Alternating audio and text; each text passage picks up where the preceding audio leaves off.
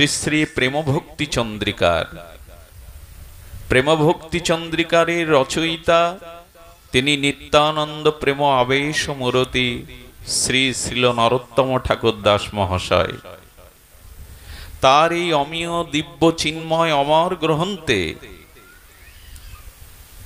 অর্জুনের প্রশ্ন ছিল, অথ কেন প্রযুক্ত অয়ং পাপং চরতি পুরুষ।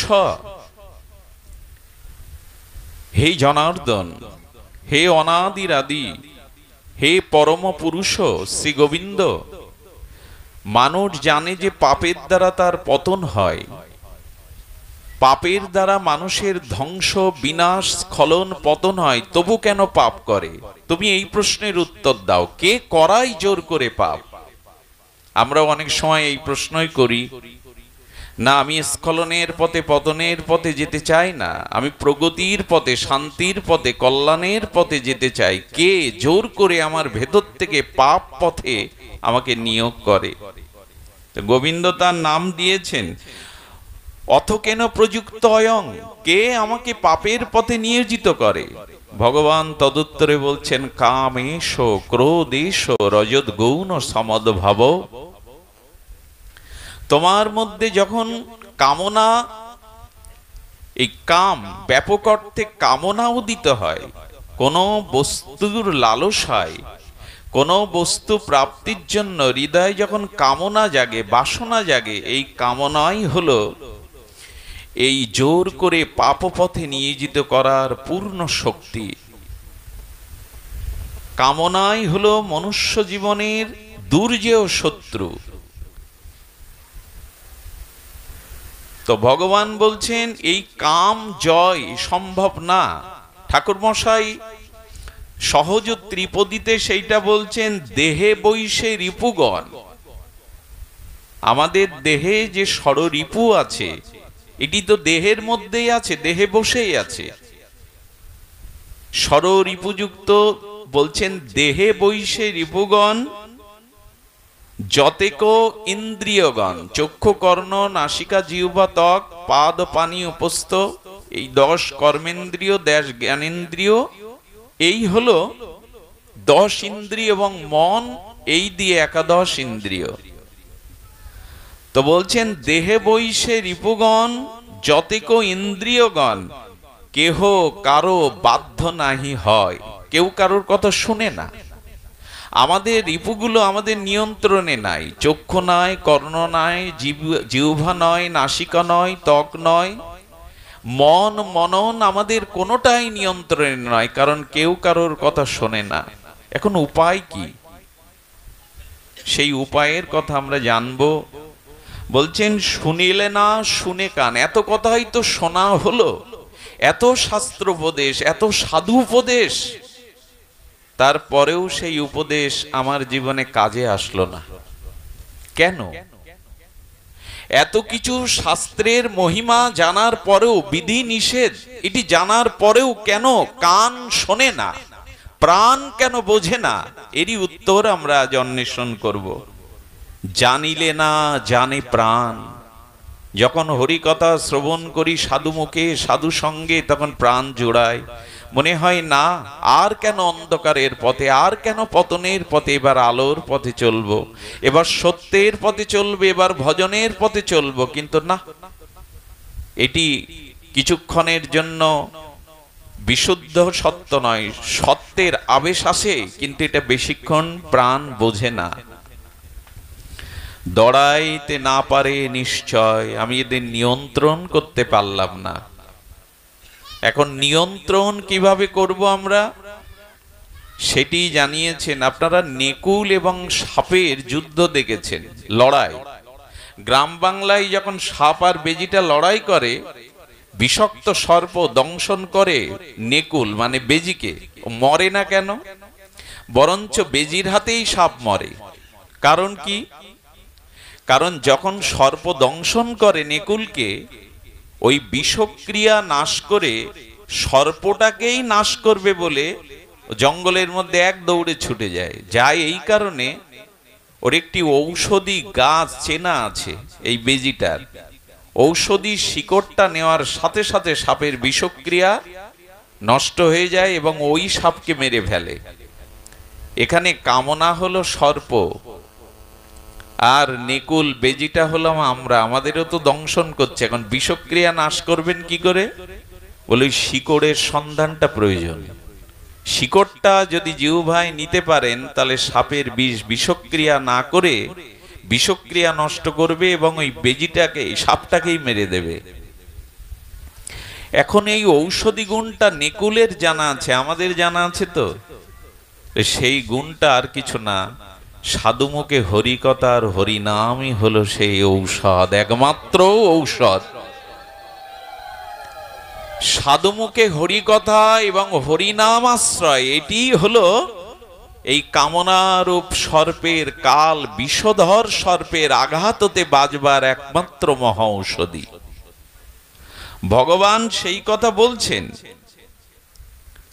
যে ষড়রূপী সতত আমাদের দেহের মধ্যে বাস করছে, এরা আমাকে বিপদগামী করবার জন্য প্রভূতভাবে চেষ্টা পাচ্ছে। এরা বলশালী, ইন্দ্রিয়ের সাথে বলে আমরা পেরে উঠব না।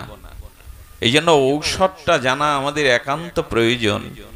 সেই ঔষধের কথা ভগবান বলছেন, কি বলছেন না, ঔষধটি হলো আমাদেরকে হরিনাম এবং হরি কথা। কামনা নিয়ে যখন কথা উঠল, আমরা এই কামনা প্রথমেই ভাগবত খুব সতর্ক করে দিয়েছেন। শ্রীমৎ অমল পুরাণ ভাগবত বলছেন, দেখুন, ধর্মের আশ্রয় নিয়েই, দীক্ষা শিক্ষা নিয়েও আমরা কল্যাণ লাভ করতে পাচ্ছি না, তার কারণ ওই কামনা।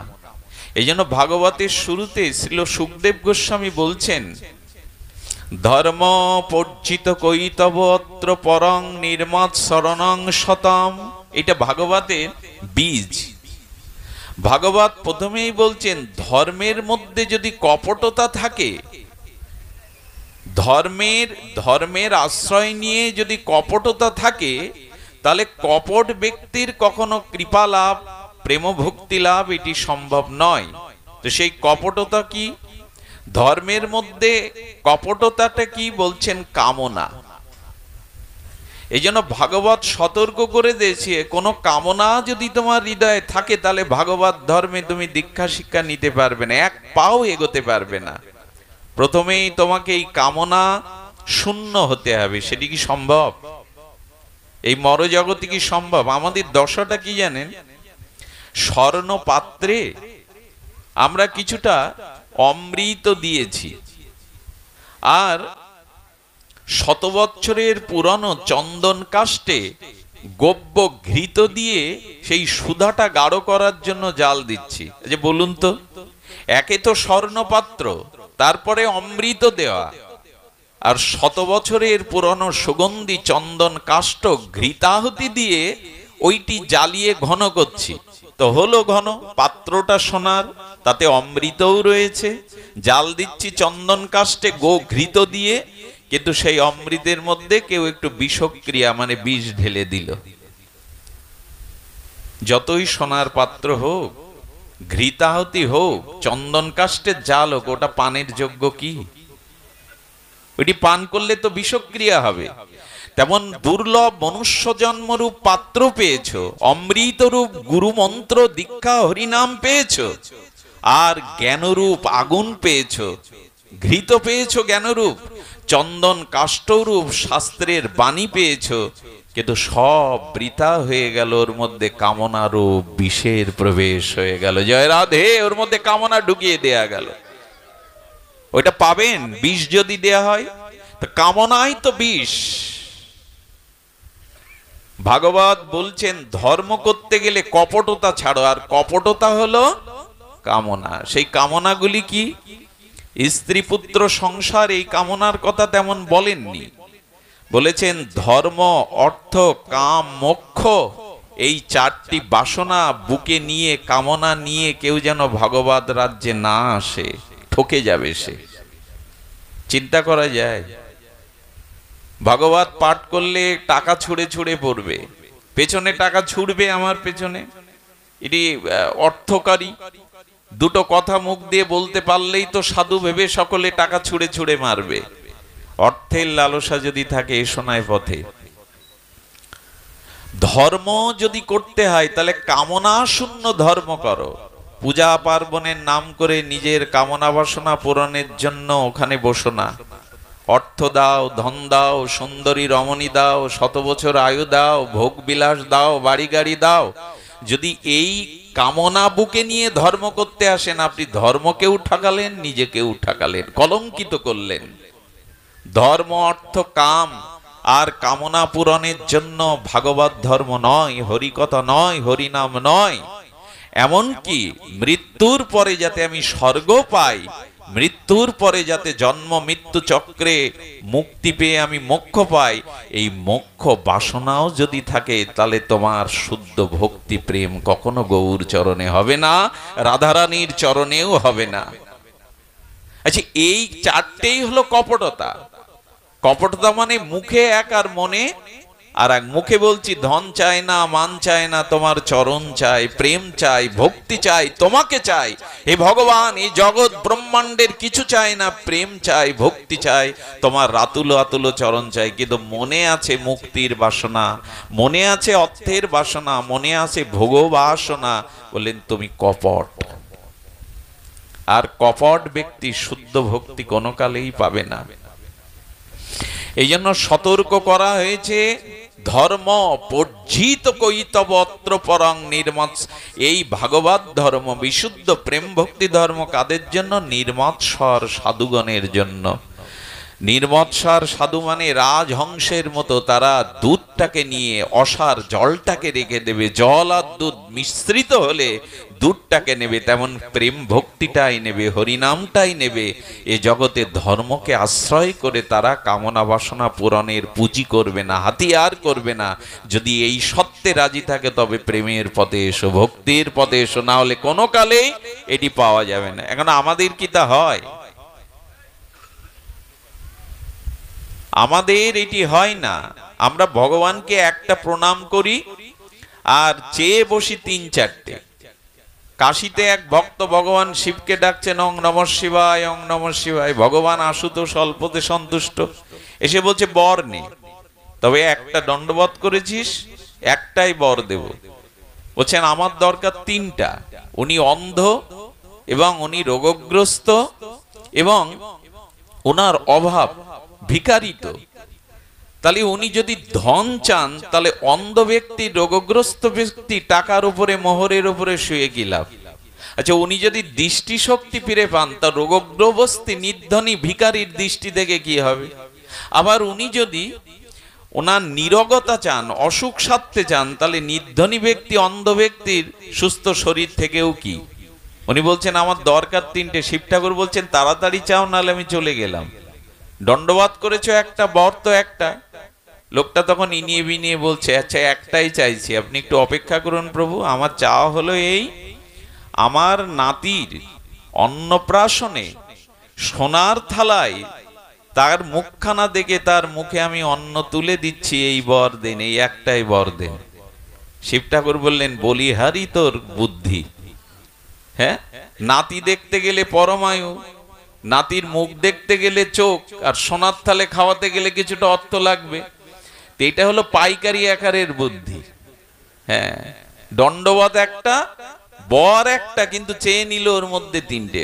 শিব ঠাকুর বলছেন বলিহারি বুদ্ধি তোমার। তা আমাদের ওই ভগবানকে একটু ডাকবো আর 10-12টা কামনা এসে, ছেলের চাকরি দাও, মেয়ের পাত্র দাও, রোগ সেরে দাও, হ্যাঁ ব্যবসা ভালো করে দাও, এই তো বলছেন এই বুকে নিয়ে আপনি ধন পাবেন, মান পাবেন, সুন্দরী রমণী পাবেন, জগতে মান প্রতিষ্ঠা পাবেন, গোবিন্দ চরণে প্রেম পাবেন না, ভক্তি কোনো কালে পাবেন না।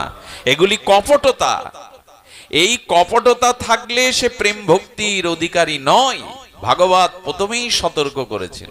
এক মহাত্মা এক বাড়ি গেছেন, তো সাধু মহাত্মা বলছে মা 2টো রুটি করতে পারিস, গোবিন্দকে ভোগ লাগিয়ে 2টো রুটি আন। উনি রুটি সবজি তৈরি করে ভগবানকে ভোগ লাগিয়েছেন বটে, কিন্তু দোলনায় শোয়ানো ছিল ওনার বাচ্চাটা, ওই মাথার কাছে 3বার করে রুটি আর সবজিটা ঘোরালো। সাধু বাবা বলছেন এটা কি হলো? সেবা দিবি আমায়, ছেলের মাথায় এইভাবে ঘোরালি, আরতি করলি। বলছে ছেলেটার বড় পেটের অসুখ, বুকের অসুখ সারে না, তাই সাধু সেবা দিতে গিয়ে, প্রসাদ দিতে গিয়ে মনে করলাম এই প্রসাদে যাতে আমার ছেলের পেটের রোগ, বুকের রোগ ভালো হয়। সাধু বলছেন দুটো রুটি দিচ্ছিস, একটু সবজি, তো ছেলের পেটের অসুখটা আমার পেটেই ঢুকিয়ে দিচ্ছিস। হ্যাঁ, আমাদের এরকম একটা বাসনা থাকে, সাধুকে এই দিলাম তাই দিলাম, তার ভেতরে যে বাবা যেন এই হয় তাই হয়। আরে প্রেম ভক্তি চাও, রাজার বাড়ি গিয়ে কুমড়ো চাওছে কেন, লাউ চাইছো কেন? ভগবানের চরণে প্রেম ভক্তি চাও, জগৎ তোমার পিছনে ছুটবে। আমরা মূল্যটা ঠিক বুঝতে পারিনি। এক বাচ্চা মেয়ে তার গরিব, হতদরিদ্র, হতচ্ছাড়া আর ভিখারি বাপকে বলছেন বাবা একটা খেলনা কিনে দাও। ছোট বাচ্চা যদি বাবার কাছে দাবি করে, পিতার তো মন কাঁদে। উনি জমিতে জন দিতে গিয়ে এক জমির মধ্যে দেখছে চকচক করছে, অনেকগুলো পাথরের মধ্যে একটা পাথর চকচক করছে, একেবারে চারিদিকে আলোকিত হয়ে গেছে। তো ভাবলেন এইটা চকচকে পাথর, এইটা মেয়েকে দিলে একটা খেলনা মনে করে ও শান্তি পাবে। মা তোর জন্য এই পাথরটা এনেছি, এটা গ্রহণ কর। এটা মা খেল, চকচক করছে। তো ও কিছুক্ষণ খেলে আর ঘরের মধ্যে কিছু খুদ কুড়ো ছিল, সেই কুড়োর মধ্যে দিয়েছে, কিন্তু ওটা হলো কোহিনূর হীরা।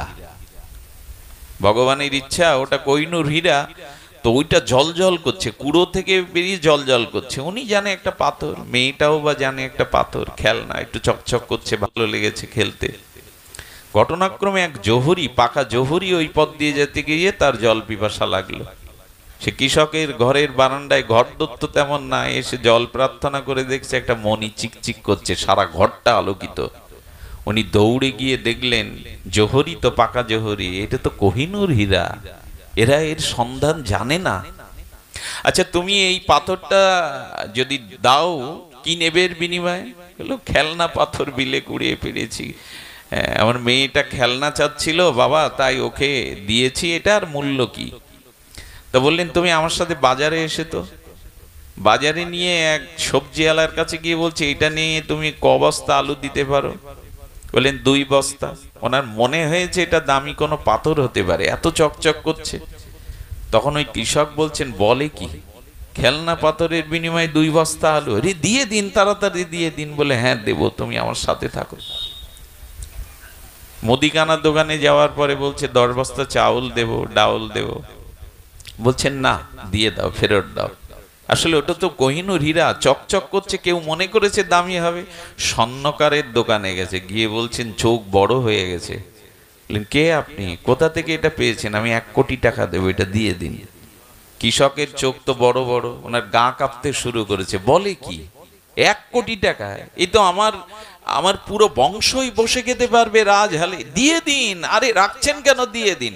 বলেন থামো, আমার সাথে চলো, এখনো শেষ হয়নি। উনি মহারাজের কাছে গেছেন, মহারাজ দেখুন তো এটা কি? বললো রাজ্যের অর্ধেক অংশ লিখে দেবো, কোহিনূর আমায় দাও।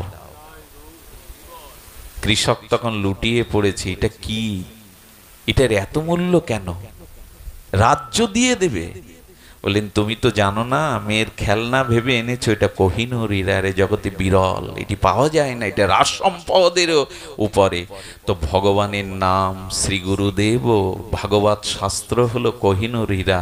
আমরা সহজে পেয়ে গেছি, খেলনা মনে করেছি, এর মূল্যায়ন বুঝিনি যে এটা কত মূল্যবান জগতে। হরিনাম যে কত মূল্যবান, মহাপ্রভুর চরণ যে কত মূল্যবান, এটা আমরা বুঝিনি, এটা আমরা বুঝিনি। বুঝেছিলেন সনাতন গোস্বামী পাদ, এই বিরক্তি প্রদান ষড়গোস্বামীর অন্যতম শ্রীপাদ সনাতন গোস্বামী বুঝেছিলেন। আমাদের এই বর্ধমান, এই যে বর্ধমান পশ্চিম বাংলার, বর্ধমানের এক দরিদ্র ব্রাহ্মণ ছিল, নাম জীবন। তো জীবন কি করেছে, তার 2টি কন্যা বিবাহ যোগ্যা। কন্যা দায়গ্রস্ত পিতা যদি কন্যা পাত্রস্থ না করতে পারে, এর থেকে বড় ব্যথা, বেদনা, অভিশাপ আর হতে পারে না। রাত দিন ভগবান শঙ্করকে ডাকেন, ওনার উপাস্য হলো ভগবান শঙ্কর। প্রভু একটা উপায় করো, হে নীলরুদ্র, হে আশুতোষ, হে শিবশম্ভু, করুণা করো। ভোরবেলায় ভগবান শঙ্কর জীবনকে স্বপ্ন দেখাচ্ছে, জীবন চলে যা, বৃন্দাবনে অমুক বৃক্ষের তলায় এক গোস্বামীজি বসে আছেন, তাকে গিয়ে তোর মেয়ের বিবাহের অভাব অনটনের কথা বল, উনি সব সমস্যার সমাধান করে দেবেন। আচ্ছা, এটা শিব ঠাকুর পারতেন না? তার আশ্রিত ভক্তকে পারতেন না মেয়ের বিয়ের ব্যবস্থা করতে? তুমি তো স্বয়ং ভগবান। আসলে উদ্দেশ্যটা অন্যখানে। উনি সকালবেলায় স্নান করে চলেছেন শ্রীধাম বৃন্দাবনে, গিয়ে দেখে ছেঁড়া কাঁথা, ন্যাড়া মাথা, বৃক্ষতলে বসে বসে তিনি অন্তর্মনা হয়ে রাধারানীর চিন্তা করছেন। সনাতন গোস্বামীর কাছে প্রণাম করে বলছেন, গোস্বামী, আমি কন্যা দায়গ্রস্ত পিতা, আপনার কাছে এসেছি সাহায্য প্রার্থী হয়ে, কাঙাল হয়ে।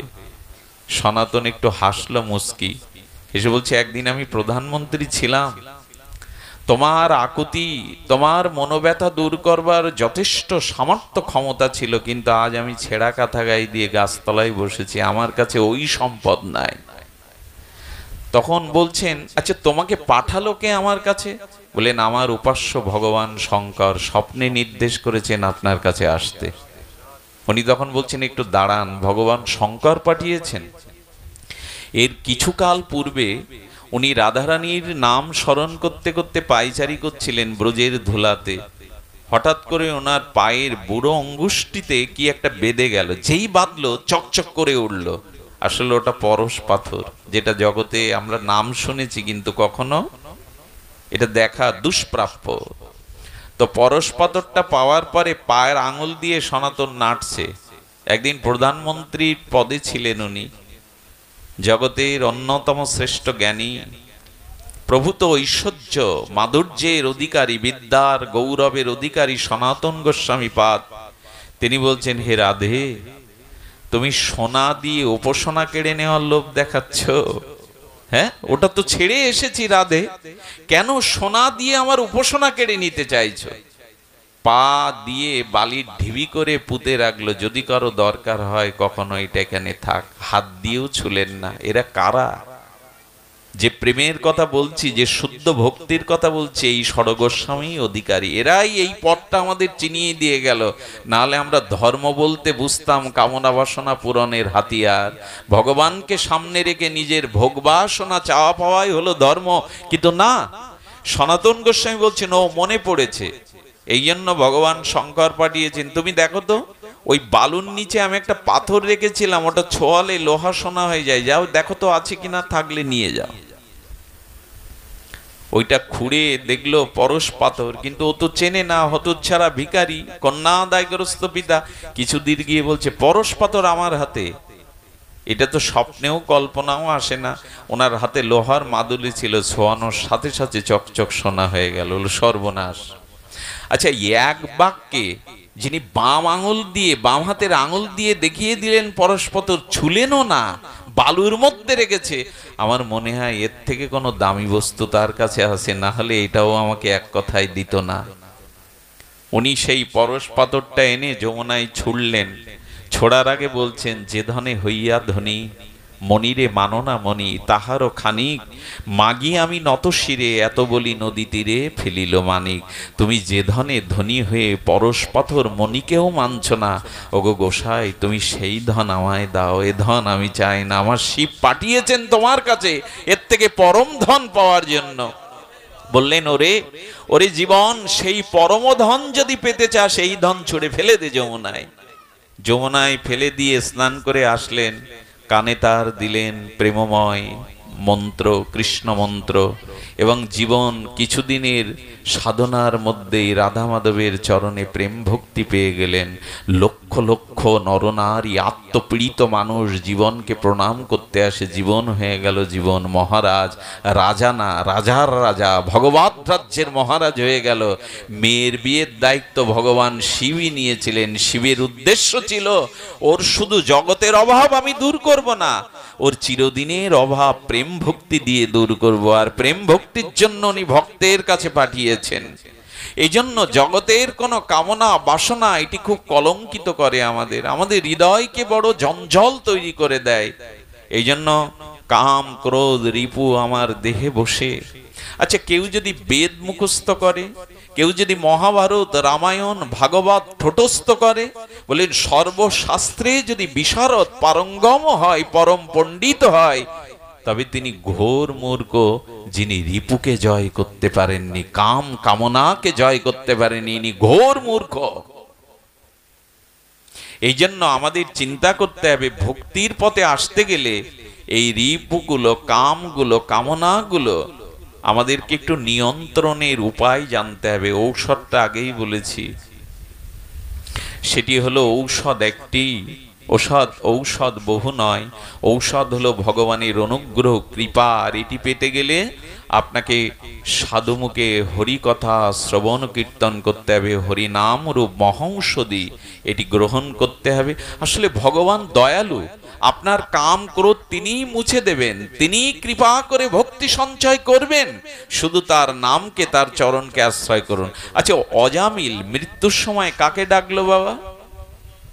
নারায়ণকে। তো ছেলের নাম নারায়ণ। আচ্ছা, ও ছেলেকে জমের ভয়ে নারায়ণ নারায়ণ বলে ডাকছে, ছোট পুত্র স্নেহ বেশি। ওদিকে বৈকুণ্ঠের নারায়ণ ওনার 4 জন পার্ষদকে বলছেন, বিষ্ণু নারায়ণ দূতকে বলছেন, তোমরা 4 জন যাও, ওকে আমার কাছে নিয়ে এসো। ভগবানের পরিকর বলছেন, ভগবান অপরাধ মার্জনা করবেন, ও ছেলেকে ডাকছে, তো আপনি ওকে আপনার কাছে আনতে পাঠাচ্ছেন কেন? এখানে একটি রহস্য আছে, কথাটি আমাদের জানা, কিন্তু একটা রহস্য আছে, তত্ত্ব আছে। বলে পাঠাচ্ছেন কেন? ও তো আপনাকে ডাকছে না প্রভু, আর 4 জনকে কেন পাঠাবেন? বলে ও কোন নাম নিচ্ছে? নারায়ণ। নারায়ণ শব্দটা কয় অক্ষরে?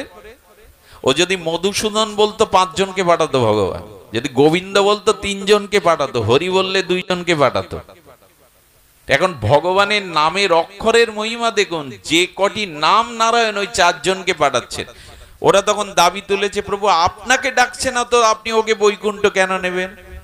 তখন বলছে, আচ্ছা তোরা বলছিস ও পুত্র নারায়ণকে ডাকছে, তো ওই পুত্র নারায়ণ কে? বলো ওর পুত্র। বলো কত বছর আগে ও জগতে এসেছে? বললেন 10 বছর আগে। বললো এখান থেকে 100 বছর পরে ওই নারায়ণ থাকবে? তো বললে না, 10 বছর আগে জন্মেছে, আর 100 বছর পরে তো থাকবে না। বললো হাজার হাজার বছর, কোটি কোটি বছর আগে কোন নারায়ণ ছিল? বলে আপনি নারায়ণ। বললো অনন্ত কাল ধরে কে থাকবে? বলে আপনি। তা বললে তাহলে ও বড় না আমি বড়? ও শ্রেষ্ঠ না আমি শ্রেষ্ঠ? তা বলে ও তো মৃত্যু সাথে নিয়ে এসছে, জরা ব্যাধি, ও তো ছোট না। বললেন ওর তো ছোট আয়ু, পরম আয়ু। বললেন তাহলে ভগবান তখন বলছেন, তাহলে ওই নারায়ণকেও ডাকছে না, কারণ ওই নারায়ণের ক্ষমতা নেই। আমি রূপ নারায়ণের, আমার ক্ষমতা আছে ওকে কল্যাণ করার, যা ওকে নিয়ে আয়। আমি জানি ওই নারায়ণকে ছেলেকে ডাকছে, কিন্তু আমি জানি ওই নারায়ণের ওর কল্যাণ করার কোনো ক্ষমতাই নাই। ক্ষমতা থাকলে আমার আছে, আমি অনন্ত অসীম। আচ্ছা, কতটা করুণা দেখুন তো ভগবানকে। উনি জানেন না যে কাকে ডাকছে? জানেন, তবু এত করুণা, ভগবানের এত কৃপা আমরা কিন্তু ভজন সাধন করে পাবো না, তার করুণাতেই পাবো। এই জন্য রূপ গোস্বামী পাদ বলেছেন, অনার্পিত চরিণ চিরাত করুণায় অবতীর্ণ কল। করুণাতেই ভগবান এবার এসেছেন, কৃপা করবার জন্যই এসেছেন, শুধু একটু তার দিকে চাইলেই হলো। তিনি করুণা মূর্তি নিয়ে এসেছেন। আর কবে তার দিকে ফিরবো? আর কবে কপটতা ত্যাগ করে আমাদের এই কামনা বাসনাকে পরিত্যাগ করতে শিখবো? সেই দিনই পারবো, যেদিন সাধুগুরু বৈষ্ণবের অশেষ বিশেষে করুণা হবে। বৈষ্ণবের কৃপা বিনা, বৈষ্ণব সেবা বিনা আর কোনো নিস্তার বা উপায় নাই। এই কামনা শূন্য করতে গেলে রিপুগুলিকে দিতে হবে হরিনাম, হরি কথা। যদি এটা দেওয়া যায় তাহলে কি হবে? এই দেখুন, কামনা তো কার ছিল? পা কি উপরে নাকি? যে আমরা উত্থানপাত বললে, হ্যাঁ আমাদের পা উপরেই ছিল, সেই জন্য তো আমরা জন্মেছি। মাতৃগর্ভে আমাদের পা ছিল উপরে, মাথা ছিল নিচে, এই জন্য আমরা উত্থানপাত। আচ্ছা, আমাদের 2 স্ত্রী কি করে হলো? ওনার তো 2 স্ত্রী, সুরুচি আর সুনীতি। বলে আমাদেরও 2 স্ত্রী, আমরা উত্থানপাত। আমাদের 2টি স্ত্রী হলো আমাদের মনে 2 রকম বৃত্তি। একটা হলো সুনীতি, মাঝে মাঝে আমাদের বিবেক আসে, আমাদের চেতনা আসে, তাই না? আমাদের মাঝে মাঝে ন্যায় অন্যায় বোধের চেতনা কাজ করে, শুভবুদ্ধি কাজ করে, এর বলে সুনীতি। আর মাঝে মাঝে সুনীতিকে উপেক্ষা করে আমাদের আরেকটা স্ত্রী আছে বৃত্তি, তার নাম রুচি। রুচি মানে মন যা চায় ভোগ বিলাসে, সেই রুচির দিকে, বৃত্তির দিকে কি সংকেত দিচ্ছে দেখুন ভাগবত। এই চরিত্রটা আমি বহুবার পড়েছি, পরে জানলাম মহিমা মহাত্মাদের কাছে কি মহিমা। উত্থানপদ আমরা মনুর পুত্র, আমাদের দুটি বৃত্তি, দুটি স্ত্রী। মাঝে মাঝে আমাদের জীবনে নীতি নিয়ম আদর্শ আসে, আবার মাঝে মাঝে রুচি আসে, ভেসে যায়, কামনা বাসনা নিয়ে যায়। রুচির গর্ভে কোন সন্তান জন্ম নিল? উত্তম। অর্থাৎ কামনা বাসনার দ্বারা আমরা যা পাই সেটা আপাতত উত্তম হলেও, আপাতত উত্তম মনে হলেও উত্তম বেশি দিন বাঁচেনি, কারণ এই জগতের ভোগ ঐশ্বর্য উত্তম সুন্দর মনে হলে এটা বেশি দিন টিকে থাকে না। আচ্ছা, সুনীতির পুত্রকে ধ্রুব, যদি জীবনে সুনীতি থাকে, ধর্ম থাকে, আদর্শ থাকে, তাহলে তার থেকে প্রসব করবে কে? ধ্রুব। ধ্রুব মানে অটল, যে টলে না, যার লয় প্রলয় নেই, তাকে বলে ধ্রুব। তা আমাদের জীবনে যদি সুনীতি থাকে, ধর্ম থাকে, তাহলে আমাদেরই সন্তান মানে আমাদেরই আদর্শ হবে ধ্রুব, অটল। সব শেষ হলেও সে নীতিভ্রষ্ট হবে না। আচ্ছা, ধ্রুবের মনে তো রাজ্য কামনা ছিল। তুমি বলছো ভাগবতে নির্মত শরণাং শতাং, কামনা নিয়ে ভাগবতে যেতে নেই, ধর্মে যেতে নেই, ধ্রুব গেল। বলেন এর কারণ ছিল, ধ্রুব খেলতে খেলতে দেখে তার পিতা উত্থানপাদের রাজ সিংহাসনের কোলের উপরে তার ভাই বসে আছে উত্তম। আচ্ছা, এক ভাই বাবার কোলে সিংহাসনে, ধ্রুবরও স্বাদ হলো, দৌড়ে গিয়ে যেই বাবার কোলে উঠেছে, ওদিকে বিমাতা সুরুচি টেনে ধরেছে, লাভ, লেবে যা, সিংহাসন থেকে লেবে যা। বলে কেন, আমার বাবার কোলে আমি উঠতে পারবো না? বলে উঠতে পারবি, ওই সিংহাসন থেকে নেমে জঙ্গলে যা, তপস্যা কর, তারপর হরি কবে দেখা দেবে তার কাছে বর চাইবি। কি বর?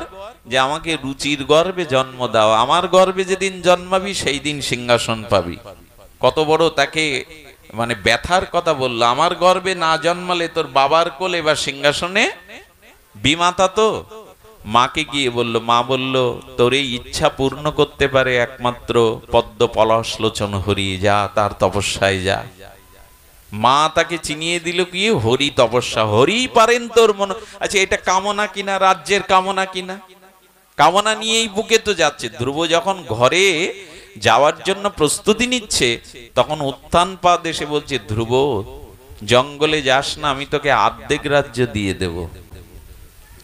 ধ্রুব তখন মনে মনে হাসছে, যার ভজন করতে এখনো পথে বাহির হইনি, শুধু মনে মনে সংকল্প করেছি তার ভজন করব, তাতে অর্ধেক রাজ্য এসে হাজির। আর না জানলি তার ভজন করলে কি পাওয়া যেত। কথাটা বোঝা গেল? আমি এখনো তাকে ভজন করিনি, ভজন করব সিদ্ধান্ত নিয়েছি, তাতে অর্ধেক রাজ্য এসে গেল। আপনাদেরও বলি, দীক্ষা নিলে, মালা তিলক নিয়ে ভক্ত জীবনে এলে, একটু ধর্ম কর্ম ভজন সাধন শুরু করলে, তখন শূর্পণখা যেমন রামের কাছে রূপ ধরে এসেছিল, আমাদের ওই কামনা বাসনা যশ খ্যাতিগুলো ঢুকে পড়ে। এর থেকে যদি সাবধান না হন, তাহলে কিন্তু ওই শূর্পণখা সুন্দর রূপ ধরে এলো, ওই আপনাকে গিলে খাবে, সীতাকে যেমন গিলে খেতে গিয়েছিল। সাবধান হলো এই, যেখানে ধ্রুব যখন ঘর থেকে পা বাড়াবে, তখন উত্থানপাদ এসে বলছে, ধ্রুব পুরো রাজ্য দিয়ে দেব। বাবাকে বলছেন, যার উদ্দেশ্য পা বাড়িয়েছি তাতে যদি সমস্ত রাজ্য হয়, না জানি তার ভজন করলে আমি জগতে কি পেয়ে যাব। হ্যাঁ, তো ভগবানের ভজনে কামনা নিয়ে গেল ধ্রুব। 5 মাস তপস্যা করেছিল, কঠোর তপস্যা। এরপরে তপস্যায় সন্তুষ্ট হয়ে ভগবান যখন দর্শন দিলেন, আগে নারদের কৃপা, পরে যখন দর্শন দিলেন, দর্শন দিয়ে দেখছে, ভগবান দেখছে আমি চতুর্ভুজ মূর্তি নিয়ে আলোকিত মাধুর্য মূর্তিতে দাঁড়িয়েছে, কিন্তু ধ্রুব চোখ খুলছে না। কেন জানে? হৃদয়ে ভগবানকে বসিয়েছে তো, হৃদয়ে দেখছে। ভগবান তখন হৃদয় থেকে মূর্তিটা সরিয়ে নিলেন নিজের। এখন ভেতরের মূর্তিটা, ঈশ্বরের সেই অপরূপ মাধুর্য মণ্ডিত রূপ যখন সরে গেল, বাইরে তাকিয়ে দেখে সাক্ষাৎ চতুর্ভুজ ভগবান দাঁড়িয়ে আছেন। এই সময় আমার বলবার উদ্দেশ্য হলো, কামনা বুকে নিয়ে ভজনে গেল, কিন্তু নারদের কৃপা পেয়ে, ভগবান শঙ্করের কৃপা পেয়ে কি বলছেন দেখুন ধ্রুব। ধ্রুব বর চাও। ধ্রুব আমি এসেছি বর চাও। হাত জোড় করে বললেন, প্রভু তুমি যদি আমাকে কিছু দিতে চাও, আমি বিদ্যা জানি না, 5 বছরের বালক, আমি সংস্কৃতি দেব ভাষা জানি না, যাতে তোমাকে প্রণাম বা একটু স্তুতি করতে পারি, এই বিদ্যা তুমি আমায় দাও, যাতে তোমাকে স্তুতি করতে পারি, তোমার ভজন করতে পারি। তাহলে ভগবানের কাছে চাইছে কি? তখন ভগবানের দিব্য শঙ্কর গলায় স্পর্শ করালেন, স্তুতি করতে লাগলো ভগবানের। বলে বর চাও? বললো কাজ খুঁজতে বেরিয়ে কাঞ্চন পেয়ে গেছি, এখন তো চাওয়ার কিছু নেই। কামনা নিয়ে বুকে এলেও এই ধর্ম এমন আপনার কামনা রাখবে না। বলছেন কাজ খুঁজতে বেরিয়ে কাঞ্চন পেয়ে গেছি প্রভু, এখন তো আমার চাওয়া পাওয়ার কিছু নেই, তোমার চরণ পেয়েছি। বলো ধ্রুব তা তো বললে হবে না, তুমি রাজ্যের জন্য এসেছিলে, কিছু চাও। বললেন তো আমাকে চাও, বলে তোমাকেও চায় না। সর্বনাশ, সামনে ভগবানকে ভেবে বলছে তোমাকে চায় না। বলে কি চাও? ভক্তি প্রবাহতাং মোহ তৎ প্রসঙ্গ। হে ভগবান, আপনাকে পেয়ে আমার কি হবে? আপনি সামনে, তাতে আমার কি হবে? ছোট বাচ্চার কাছে 1 খণ্ড আগ দিলে আগটা চিবিয়ে নিষ্কাশন করে রস আস্বাদনের ক্ষমতা তো বাচ্চার নাই। তা তুমি আখের মতো, তুমি রসময় সুন্দর, তুমি রসব্রহ্ম, কিন্তু তোমাকে আস্বাদনের মতো ক্ষমতা আমার নাই। তাই আমি তোমাকে চাই না। কাকে চাই? যাদের হৃদয়ে তোমার নাম রূপ লীলার ভক্তি তরঙ্গ বইছে, তোমার সেই ভক্তকে সঙ্গে আমায় দাও। তোমার ভক্তের চরণে বসে আমি তোমার নাম রূপ লীলা কথা শুনতে চাই, আর কিছু চাই না। এই দেখুন, চাইতে হয় কি? ভগবানকে চাইছে না ধ্রুব, যে ভক্তের হৃদয়ে তোমার নামরূপ লীলা ভক্তি তরঙ্গ বইছে ফল্গু ধারার ন্যায়, সেই ভক্তের চরণে বসে যেন তোমার গুণগাথা শ্রবণ করতে পারি, এই ভাগ্য তুমি আমায় দাও, এটি আমায় দাও। ধ্রুব তখন বলছেন প্রভু, আমি তোমার ভক্ত সঙ্গ চাই, তোমার নামরূপ লীলা চাই, তোমাকে পেয়ে আমি কি আস্বাদন করব। এই ধ্রুবকে ভগবান নিজে বৈকুণ্ঠে রথে করে নিয়ে গেলেন তার পার্শ্বদের জন্য। আমিও আপনাদের নিবেদন করি, কামনা বাসনা যদি একটু অর্ধেক ভেতরে লুকিয়ে থাকে, ধ্রুবের মতো তার চরণে আসুন, তার ভজনে আসুন, সাধুসঙ্গ করুন। একদিন দেখবেন কামনা ফাঁকি দিয়ে পালিয়েছে। কারণ বড়কে পেলে ছোটকে আর কে চায়? তার চরণ পেলে আর কে চায়? আচ্ছা, রাম যখন বনবাসে গেল, বাচ্চাটাকে চুপ করো, একটু ঘুরিয়ে নিয়ে এসো। তো রামচন্দ্র যখন বনে গেল, এই দেখুন নিষ্কাম ভক্তি কাকে বলে। আচ্ছা, তখন 14 বছরের জন্য রাজত্ব কার জন্য বরাদ্দ ছিল? ভরতের জন্য। মা কৌশল্যা আর গুরু বশিষ্ঠ ভরতকে ডাকছেন, ভরত, এই রাজ্যের সিংহাসনে তোমাকে বারবার আদেশ দিচ্ছে, আমি আর তোমার মা, আমি তোমার গুরুদেব। কারণ সিংহাসন ছাড়া, রাজা ছাড়া রাজ্য চলতে, প্রজাদের অমঙ্গল হবে, রাম তাতে ব্যথা পাবে। ভরত তখন বলছেন, গুরু আজ্ঞা মাতৃ আজ্ঞা কোনো কালেই লঙ্ঘন করতে নেই, কিন্তু ক্ষমা করবেন, আমি সিংহাসনে বসবো না। এই দেখুন ভগবত ভক্তি কাকে বলে, শুদ্ধ ভক্তির দৃষ্টান্ত আমাদের ভরত। বলছে আমি বসবো না। তখন বশিষ্ঠ দেব একটু কৌশল করে বলছেন, তাহলে তুমি ত্যাগী খুব। রাম যেমন ত্যাগ করে 14 বছর, তুমি তো তার ভাই, তুমি খুব ত্যাগী। ভরত তখন বলছে, ত্যাগী না, আমি লোভী। ত্যাগের থেকে ত্যাগ আমার নেই, আমি লোভী। তো তুমি যে সিংহাসন ত্যাগ করছে, আচ্ছা যে ত্যাগ করে সে লোভী হয় কি করে? কি সুন্দর প্রশ্ন দেখুন। যে ত্যাগ স্বীকার করতে পারে সে লোভী হয় কি করে? যে ত্যাগ স্বীকার করতে পারে সে তো লোভী না। ভরত তখন হাত জোড় করে বশিষ্ঠ দেবকে বলছেন, লোভীরাও মাঝে মাঝে ত্যাগ স্বীকার করে। বলে কেমন? দৃষ্টান্ত দাও। বলে কেউ যদি 1 কোটি টাকা পায়, তাহলে তাকে 5,000 টাকা ত্যাগ করার অভ্যাস, তাকে 5,000 ত্যাগ করলে যদি 1 কোটি পাওয়া যায়, তাহলে লোভী তো মাঝে মাঝে ত্যাগও করে। তো হচ্ছেন অধৈর্যা, রাজ সিংহাসনের থেকে বড় সম্পদ তোমার কাছে কি আছে, যাতে তুমি এইটা ত্যাগ করছো? অধৈর্যার রাজ সিংহাসনের থেকে বড় সম্পদ তোমার কাছে কি আছে ভরত? বলে আছে, এটা তো একটা সিংহাসন, একটা পদ, কিন্তু আমি লোভী, আমি 2টো পদ চাইছি। সেই 2টো পদ হলো রাজ সিংহাসনের 1 পদ না, আমি রামচন্দ্রের 2টি চরণ পদ চাইছি। আমার লোভ প্রভু রামের চরণ। আহারে, তখন বলছেন না, তুমি 1 পদ চাইছো, 1 পদ চাইছো না, 2টো পদ চাইছো, রামের পাদ পদ্ম। আচ্ছা, তোমাকে যদি জোর করে বসায়, কি অদ্ভুত কথা দেখুন। বশিষ্ঠ দেব বলছেন, আমি তোমার গুরু, তোমার মা কৌশল্যা তোমাকে যদি জোর করে সিংহাসনে বসায়, হাত জোর করে ভরত যে কথা বলেছিল, অদ্ভুত কথা, উনি সংকেত দিচ্ছেন, প্রভু আমাকে যদি জোর করে বসান আমাকে বসতে হবে, আপনি শ্রী গুরুদেব, আপনি আমার মা, কিন্তু আমি সিংহাসনে বসলে ধরিত্রী রসাতলে যাবে, পাতালে প্রবেশ করবে, ধরিত্রী থাকবে না। বশিষ্ঠদেব হেসে বললেন, বা ভরত বা, এই বিশ্ব ব্রহ্মাণ্ডে হিরণ্যকশিপুর রাজত্ব করেছে, তখন বসুমাতা দ্বিখণ্ডিত হয়নি। হ্যাঁ, এখানে রাবণ কুম্ভকর্ণ রাজ সিংহাসনে, বসুমাতা ফেটে যায়নি। আর তুমি রামের ভাই ভরত, তুমি যদি রাজ সিংহাসনে বসো, বসুমাতা ফেটে যাবে? কি প্রশ্ন করছেন বশিষ্ঠদেব।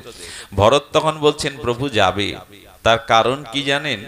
হিরণ্যকশিপুর রাবণ যে কাজ করেছে সিংহাসনে বসে, রামের ভাই ভরত যদি ওদের মতো কাজ করে, তখন বসুমাতা সহ্য করতে পারবে না যে হিরণ্যকশিপুর উনি রাক্ষস, উনি অসুর, উনি করলে সহ্য করতে পারবো, কিন্তু রামকে বনবাসে পাঠিয়ে যদি ভরত রাজ সিংহাসনে বসে, হিরণ্যকশিপুর রাবণের কাজ যদি রামের ভাই ভরত করে, তাহলে বসুমাতা সহ্য করতে পারবে না, উনি দ্বিখণ্ডিত হয়ে যাবে। আমি রাজ সিংহাসনে বসবো না। মায়ের চরণে প্রণাম করে, গুরুদেবের চরণে প্রণাম করে বলেন, আশীর্বাদ করুন, আমি রামের পদ ছাড়া, রামের চরণ ছাড়া কিছুই চাই না, আমাকে আশীর্বাদ করুন। ভরত যখন চলেছে তখন কি করছে, দ্রুত করে গুরুদেব বললেন, সমান্ত সারথি যাও, ওকে ঘোড়ার গাড়িতে নিয়ে যাও, রথ নিয়ে যাও, ওর সাথে কিছু সেনা নিয়ে যাও। ভরত সামনে হাত জোড় করে সারথিকে বলছেন, আপনারা আগে আগে চলুন। খালি পায়ে ভরত, সবাই জানছে রথে করে ভরত যাচ্ছে রামকে ফেরাতে, কিন্তু ভরত সবার পিছনে খালি পায়ে হাঁটতে হাঁটতে যাচ্ছে। কেন জানেন? ভক্তি দেখানোর জিনিস না, ভক্তি প্রদর্শনের জিনিস না, ভক্তি দর্শনের জিনিস। উনি দর্শন করে রথে না যাচ্ছেন কেন জানেন?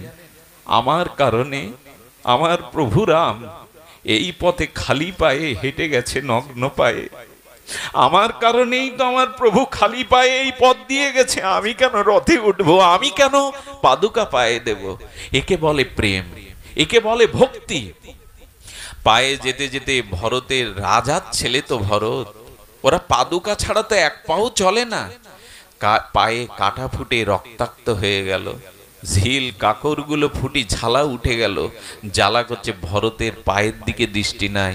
তুলসীদাস জিজ্ঞাসা করছে, ভরত তোমার পায়ে ছালা উঠে গেল, কাটা ফুটে রক্ত, যন্ত্রণা, রক্ত ঝরছে, তোমার ব্যথা লাগছে না?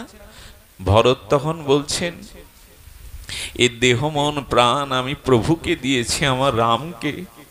আমি আমার পায়ের ব্যথার কথা চিন্তা করছি না, চিন্তা করছি আমার প্রভুর পায়েও তো এই কাটা ফুটেছিল, ঝিল ফুটেছিল, আমার প্রভুর না জানি কি ব্যথা হয়েছে। প্রভুর পায়ের ব্যথার চিন্তা করছে, নিজের পায়ের না। একে বলে ভক্তি, একে বলে বিশুদ্ধ প্রেম। বললেন, আমার প্রভুর পায়েও তো কাটা ফুটেছিল, ঝিল ফুটেছিল, না জানি কি তার ব্যথা হয়েছে। আচ্ছা আচ্ছা, ভরত রামের পায়ে এই যে কাটা ফুটলো, এই যে কাকর ফুললো, ঝিল ফুললো, ব্যথার অনুভবটা রামের চরণের কথা মনে পড়ছে কেন? বলেন, এই হলো ভালোবাসার ধর্ম। যে যাকে ভালোবাসে সে নিজের ব্যথার কথা ভুলে গিয়ে ভালোবাসার মানুষের ব্যথার কথা ভাবে। সন্তানের অসুস্থ শিহরে মা কাঁদে আর রাত জাগে। যতটা ব্যথা সন্তানের না, মার বুকে তার থেকে বেশি ব্যথা জাগে।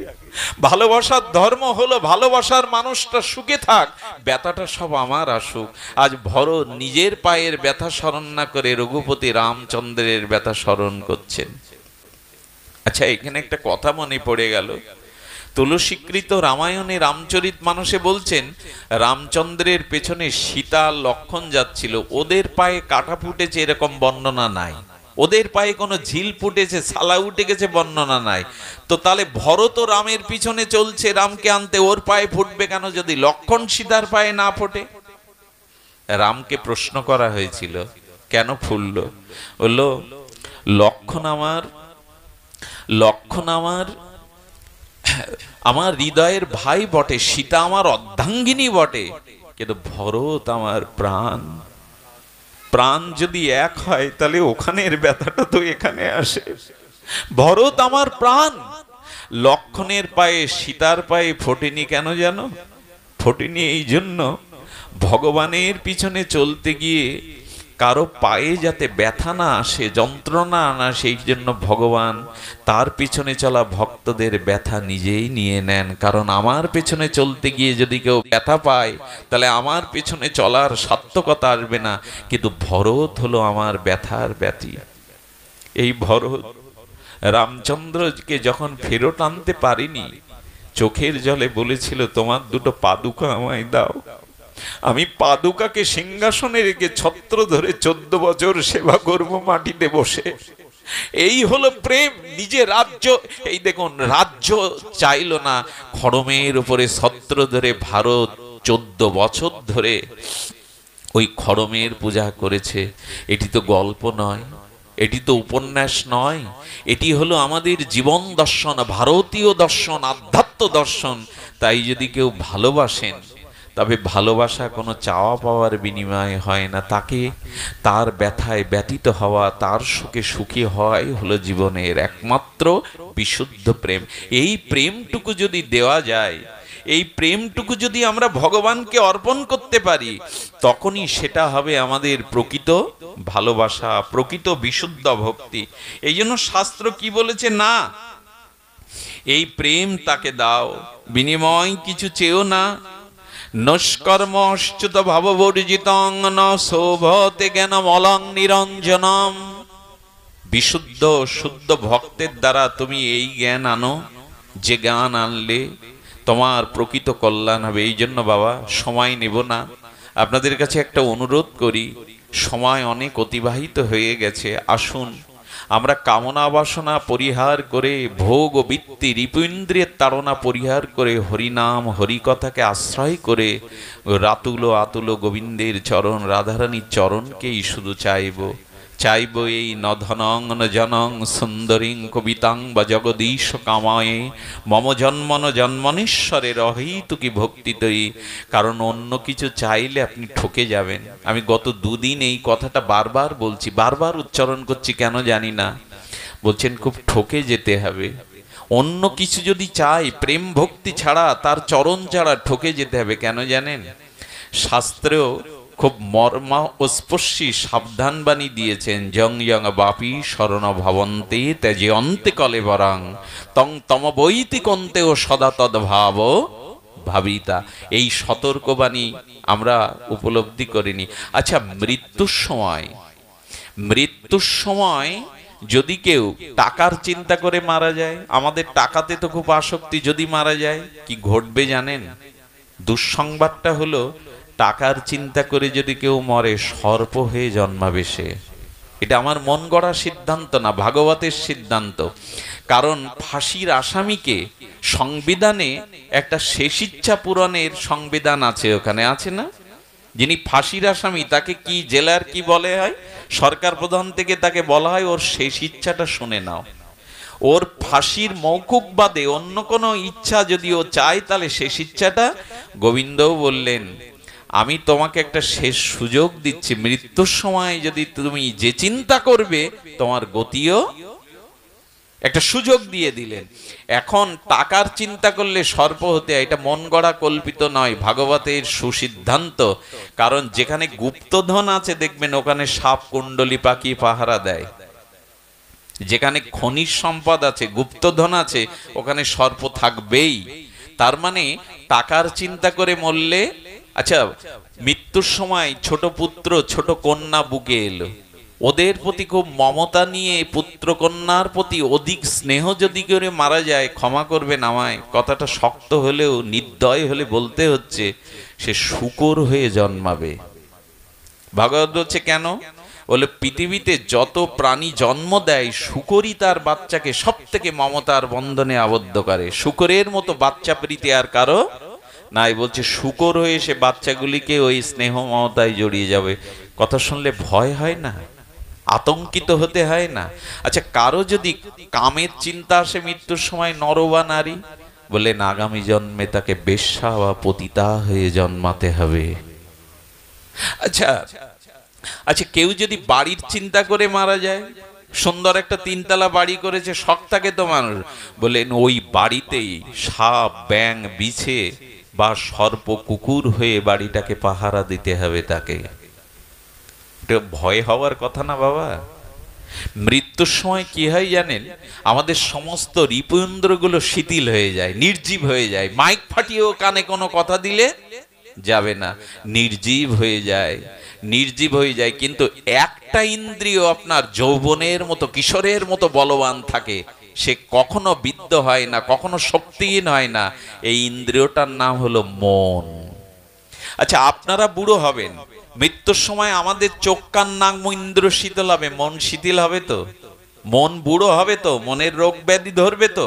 কখনো ধরবে না। মন আরো বলশালী হবে। মন কি বলবে জানো? যা সারা জীবন দিয়েছো আমাতে, আমি ওইটাই ফিরিয়ে দেব এখন। গোবিন্দ বলেছিল তোমাদের স্মরণ নাই? মন বলছে, গোবিন্দ বলেছিল মনমনা ভব, মনটা আমায় দাও আর কাউকে দিও না। মন বলছে তুমি আমাতে যা দিয়েছ আমি ওইটা ফেরত দিচ্ছি। গোবিন্দকে ছাড়া, ভগবানকে ছাড়া মন দিলে কিন্তু মন বিদ্ধ হয় না। খুব মূল্যবান কথা এটি। মন কখনো অসুস্থ হয় না, মন বল থাকে। মৃত্যুর সময় মন ওই চিন্তায় ফিরিয়ে দিয়ে দেয়। আর যদি সারা জীবন মনটা ভগবানকে দিতে পারেন, হরিনামকে দিতে পারেন। গত কয়েকদিন বুকে বড় ব্যথা, বাস পড়লে, লোহার তীর বিদ্ধ হলে যে বুকে ব্যথা হয়, সেই ব্যথাটা কেন জানেন? ব্যথাটা এই জগৎ থেকে সূর্য চলে গেছে, আধার নেমে গেছে।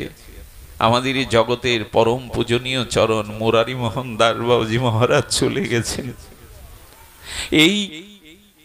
এই রাধা রানীর কিঙ্করী নিতাই চাঁদের করুণার মূর্তি 2-3টে দিন ভালো করে ঘুমাতে পারিনি, আহার করতে পারিনি।